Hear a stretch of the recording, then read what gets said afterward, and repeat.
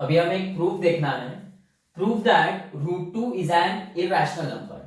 अब देखो हमें ऑलरेडी पता है कि √2 इरैशनल है, हम पिछले फ्रेम में देख चुके हैं, और ये भी हमको पता है वो इरैशनल क्यों है, क्योंकि जब उसे डेसिमल फॉर्म में हम एक्सप्रेस करेंगे तो उसका जो आंसर आएगा वो नॉन टर्मिनेटिंग नॉन रिकरिंग रहेगा डेसिमल फॉर्म में, ना वो खत्म होगा ना रिपीट होगा, बराबर है। लेकिन अभी हमें उसको प्रूफ करके बताना है कि वो इरैशनल कैसे है, बराबर है। अब देखो ये जो प्रूफ है ये इनडायरेक्ट प्रूफ है। अब इससे पहले हम इनडायरेक्ट प्रूफ कहा देख चुके हैं, ज्योमेट्री में, ओके। इंटीरियर एंगल थ्योरम का प्रूफ था वो इनडायरेक्ट प्रूफ था। हम इनडायरेक्ट प्रूफ में क्या करते हैं, जो भी पार्ट टू बी प्रूफ्ड है उसको कॉन्ट्राडिक्ट कर देते हैं, बराबर है। प्रूफ में स्टार्टिंग में उसको कॉन्ट्राडिक्ट कर देते हैं, ओके, और फिर सॉल्व करके हम बताते हैं कि हमारा अजम्पशन गलत है, ओके। तरीका सही होता है सॉल्व करने का, और वो सही तरीके से हम बताते हैं हमारा अजम्पशन गलत है। जैसे यहां पर क्या प्रूफ करना है, √2 इज एन इरैशनल नंबर। हम अज्यूम करेंगे कि √2 इज रैशनल, और √2 रैशनल है ऐसा अज्यूम करके अच्छे से उसको सॉल्व करके हम बताएंगे एट द एंड कि भैया हमारा अजम्पशन गलत है, और हमारा अजम्पशन गलत है इसलिए √2 इरैशनल है, बराबर। इतना क्लियर हुआ। अब देखो starting with the proof part, proof करना है √2 इज एन इरैशनल नंबर। हम बोलेंगे कि let us assume that √2 is a rational number। बताना है कि वो इरैशनल है, और हमने अज्यूम क्या किया कि वो रैशनल है। अब देखो दुनिया का कोई भी rational number is expressed in P/Q form, बराबर है। ये हम देख चुके हैं पहले ही, रैशनल नंबर की डेफिनेशन ही वो है कि they are expressed in P/Q form. So therefore it can be expressed in P/Q form, okay. हमने बता दिया कि √2 क्या है, रैशनल है। Being rational it can be expressed in P/Q form. इसका मतलब √2 is P/Q where P and Q have no common factor other than 1। मतलब ये P और Q रहेंगे को प्राइम्स, बराबर। उनमें कोई कॉमन फैक्टर नहीं रहेगा अदर देन 1।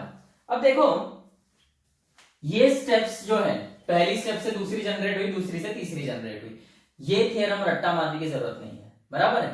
जैसे आपको बोला है कि प्रूफ करना है √2 इज इरैशनल नंबर, आपको पता है प्रूफ इनडायरेक्ट है, तो हम अज्यूम कर लेंगे कि ये रैशनल है, और रैशनल है तो it can be expressed in P/Q form. तो वही हमने लिखा √2 इज P/Q। रट्टा बिल्कुल नहीं मारना है।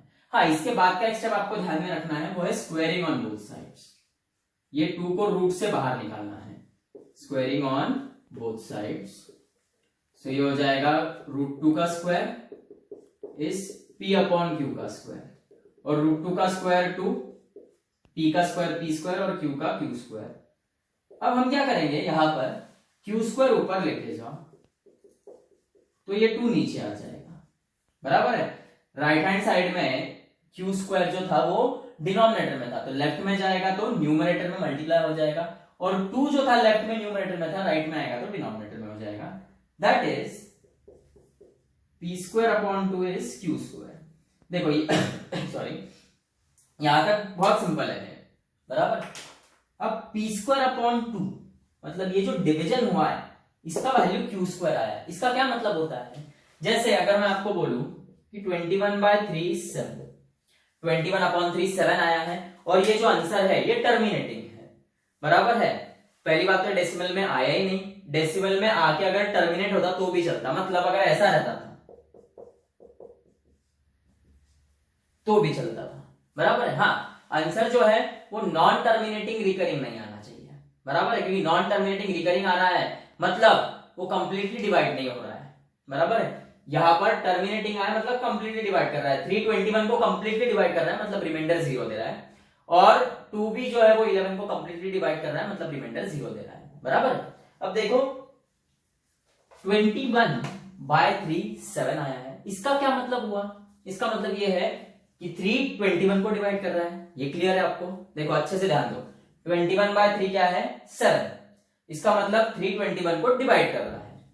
वैसे ही उसी नजर से इसको देखो कि पी स्क्वायर अपॉन 2 का वैल्यू क्या आया है, क्यू स्क्वायर। इसका मतलब 2 divides P square, 2 divides P square.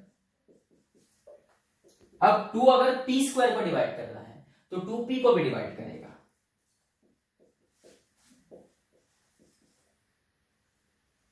To अगर पी स्क्वायर को डिवाइड कर रहा है, इसका मतलब 2 पी को भी डिवाइड करेगा। फॉर एग्जाम्पल 4 स्क्वायर है सपोज, ओके, सॉरी 16 अपॉन 2 8 है सपोज। 16 यानी क्या है, 4 स्क्वायर। अब 2 जो है वो 16 को डिवाइड कर रहा है, मतलब ही 2 4 स्क्वायर को डिवाइड कर रहा है, मतलब 2 4 को डिवाइड करता है, बराबर है। सो वैसे ही p square by 2 is q square, मतलब 2 डिवाइड्स पी स्क्वायर, मतलब 2 डिवाइड्स पी, ओके। इसका ही मतलब क्या हुआ, 2 is the factor of p, therefore 2 is a factor of p, बराबर है। यहां तक क्लियर हो गया आपको। अब देखो क्या बोल रहे हैं, 2 किसको डिवाइड कर रहा है, p को, 2 p को डिवाइड कर रहा है। सो हम लेंगे भाई 2 p को डिवाइड कर रहा है, तो उसके बाद देखो since 2 divides p, sorry let p by 2 is t। अब 2 जो है वो p को डिवाइड कर रहा है, तो p को डिवाइड करने के बाद कुछ आंसर जो आएगा वो हमने t ले लिया। अब यहां पर क्या करेंगे हम, फिर से स्क्वायरिंग ऑन बोथ साइड्स।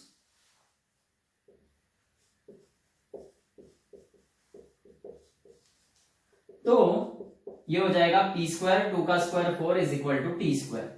अब देखो यहां से हम p स्क्वायर का वैल्यू लिखेंगे। अब आप देखो अच्छे से, सपोज यहां पर p स्क्वायर क्या होगा, 2q स्क्वायर, बराबर है। तो p स्क्वायर का वैल्यू क्या है, 2q square. So this will be 2q square upon 4 is p square. इस p स्क्वायर को रिप्लेस किया हमने 2q स्क्वायर से। अब देखो ये 2 1 जा 2 2 जा 4 ये cancel, q square by 2 is t square, जैसे ये आया था p square by 2 q square आया था, q स्क्वायर बाय 2 क्या आया, t स्क्वायर, मतलब 2 डिवाइड कर रहा है q स्क्वायर को, देयरफॉर 2 डिवाइड्स q स्क्वायर। इसका ही मतलब हुआ 2 डिवाइड्स q, मतलब 2 is the factor of q।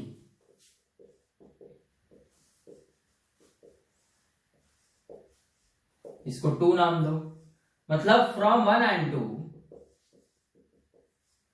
2 is a factor of both p and q।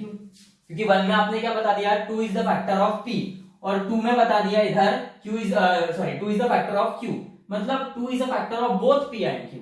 लेकिन आपने यहां पे क्या बोला था, p and q have no common factor other than 1, okay.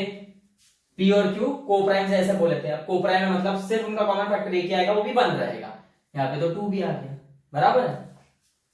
But it is said that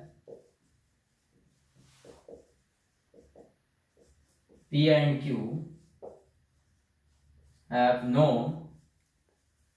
common factor other than 1, therefore our assumption is wrong।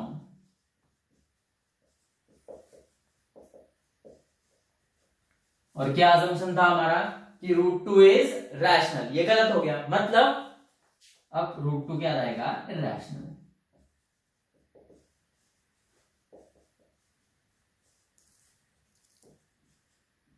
Okay, फिर से ध्यान दो एक बार, मैं पूरा एक्सप्लेन कर रहा हूं। क्या बोला था हमें, √2 इज एन इरैशनल नंबर, ऐसा प्रूव करना है। हमने अज्यूम किया कि √2 रैशनल है। जैसे हमने बोला √2 रैशनल है, तो every rational number in this world is written in p upon q form. तो फिर हमने लिखा it can be expressed in p upon q form, मतलब √2 is equal to p upon q, where p and q are coprimes, मतलब they have no common factor other than 1, बराबर। अब आपको squaring on both sides करना है, तो ये √2 का square is equal to p upon q का स्क्वायर, √2 का square 2 is equal to p square upon q square, बराबर। ये q स्क्वायर ऊपर लेके जाओ, 2 नीचे आएगा, that is p square upon 2 is q square. इसका मतलब क्या हुआ, p square upon 2 is q square value आ रही है, मतलब 2 डिवाइड कर रहा है p स्क्वायर को, मतलब 2p को डिवाइड कर रहा है, इसका ही मतलब 2 is the factor of p, 1 नाम दे देना है। अब 2 is the factor of p मतलब 2p को डिवाइड कर रहा है, तो डिवाइड करने के बाद हमने लिया कि भाई सपोज 2 जो है वो p को डिवाइड कर रहा है, तो डिवाइड करके आंसर जो आ रहा है वो t आ रहा है, ऐसा लिया हमने। फिर वापस इनको स्क्वायरिंग ऑन बोथ साइड्स किया, तो ये आ गया p स्क्वायर अपॉन 2 का square 4 is equal to t square, और यहां से हमने लिया p स्क्वायर का वैल्यू क्या है 2q स्क्वायर, ये 2 1 जा 2 2 जा 4 मतलब q square upon 2 is t square, ऐसे जनरेट हो गया ये। यहां पर मतलब क्या हुआ इसका, q square upon 2 is t square, मतलब 2 डिवाइड्स q स्क्वायर, मतलब 2 डिवाइड्स q, मतलब 2 is the factor of q। So from 1 and 2 2p का भी फैक्टर हो गया और 2q का भी फैक्टर हो गया, मतलब दोनों का कॉमन फैक्टर हो गया। पर यहाँ पे आपने क्या बोला था, p and q have no common factor other than 1, इसका मतलब हमारा जो अजम्पशन है वो गलत हो गया, और अजम्पशन क्या था कि √2 इज रैशनल, ये गलत हो गया, इसका मतलब √2 क्या रहेगा, इरैशनल नंबर। ओके, ऐसे ही आप अब √2 इज एन इरैशनल आपने प्रूव किया, वैसे ही √3 इरैशनल है, सेम प्रोसीजर रहेगी, बस इतना है कि वो 2 के जगह 3 आएगा, तो यहाँ पे जहां 4 आया है वहां पे 9 आएगा, बराबर है। वैसे ही आप √5 √6 √7 √8 सेम प्रोसेस अप्लाई होगी, ओके, कुछ भी डिफरेंस नहीं रहेगा।